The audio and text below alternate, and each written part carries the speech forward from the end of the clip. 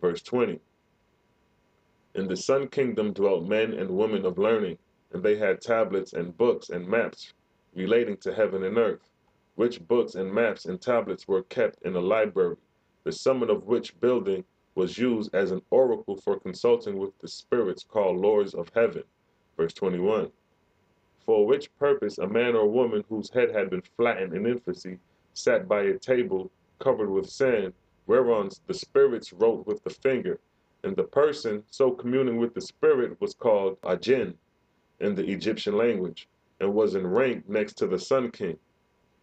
Now, no matter what wars took place, the library, the temple of the oracle, and the ajin were sacred, and never suffered harm even between enemies. Verse 22. The kings kept scribes whose business was to write and to translate, and to keep the records of the kingdom. Besides these, there were gatherers of news, who held the second rank of scribes. Verse 23.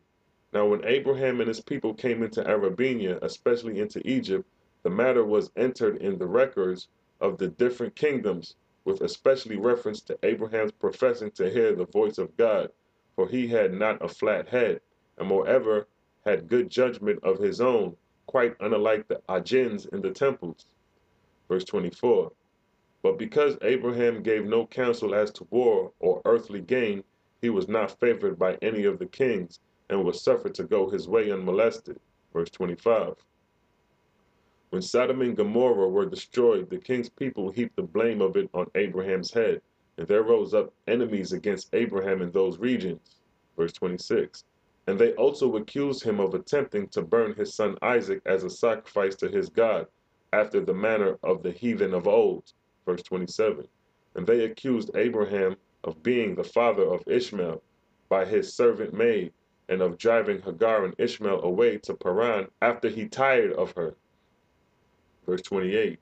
And these accusations and many more of like wickedness were heard of by the news gatherers and the scribes, and they wrote them down, not knowing of a truth what they were doing before God.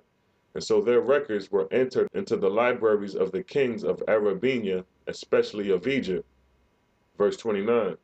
Abraham perceived these matters, and he wept before God, saying, Alice, O God, would that I had great learning, I could write my record truthfully before men. God answered him, saying, verse 30, Thy faith being in Jehovah, it is well with thee. In thousands of years, one Ezra shall send his scribes into these countries to gather news, even as do the kings of this day.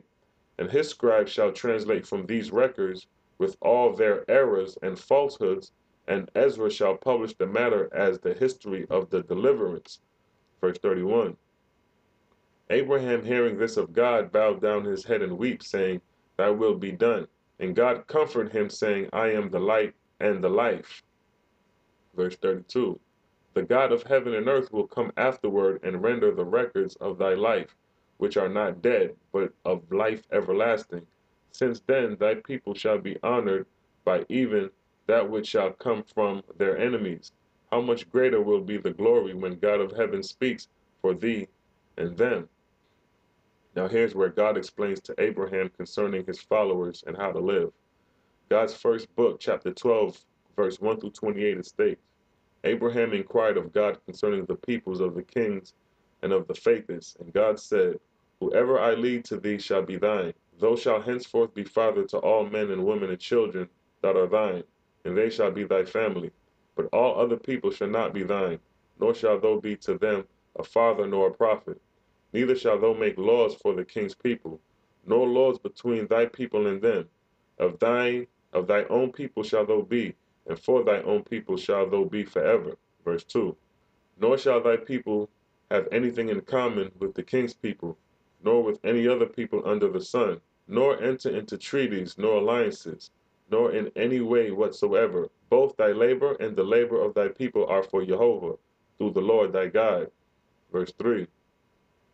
But touching the intercourse between thine and the king's people, be circumspect to the value of a friction in buying and selling, to give the full value, neither suffer my chosen to accept presents or otherwise to become obligated to other peoples.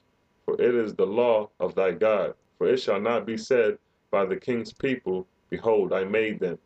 Verse 4, For I say unto thee, neither kings nor rich men make the people of thy God. Verse 5, Whosoever would give the gifts, let him quit his people and come and dwell with my people in person and spirit.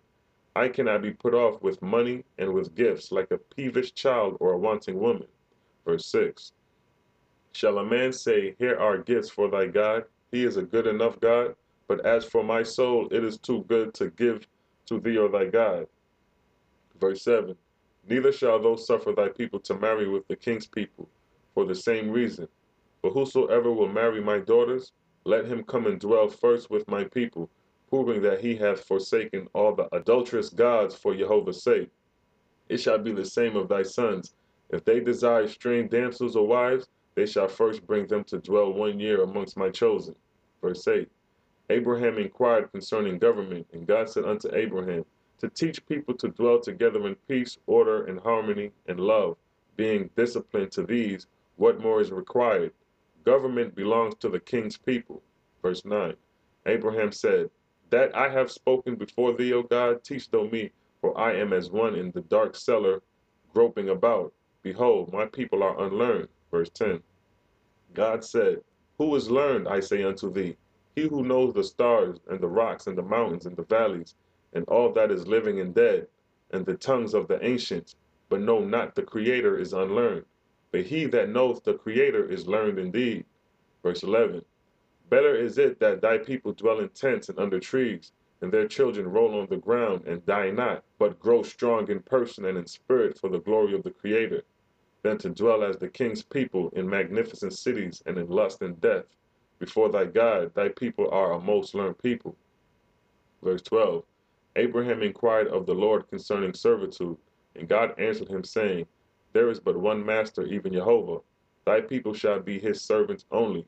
But all people have loves. A damsel saith to her lover, I will be thy servant. And he married her. A man saith to another, Thy judgment is greater than mine. I will be thy servant. And the man taketh him in love to work for him. Verse 13. Therefore, for convenience sake, thou may say master and servant. Nevertheless, my chosen shall not, in fact, have either master or servant, for the all shall not have authority over the other, but by love and free consent. Verse 14. Abraham asked concerning the products of labor. God said unto Abraham, Even as I have said of servants and masters, so also is it of the production that come out of the earth. Nothing belongs to any man, for all things are mine, saith the Creator. Verse 15. Nevertheless, for convenience sake, thou may say, This is his product, or that is such one's product, but still he holdeth only by his Creator's consent. Verse 16. Let all men render unto the Creator his creations, for they are Jehovah's. After that Abraham said, Some men grow flax, some wool, some corn, but the seasons bring forth not alike unto all. Others spin and weave, others make butter and cheese. And yet this happens also. One man is strong, another weak. One rides with the sun and toileth all day, another sit on the bank fishing. Verse 17. Now when the products are brought in, lo and behold, there are no two that are equal. Verse 18, And God said, Every man's matter is between him and his Creator. According to diligence and industry, he rewards them in the end. He that perceiveth this knoweth his heavenly Father. He that perceiveth it not dwelleth in darkness.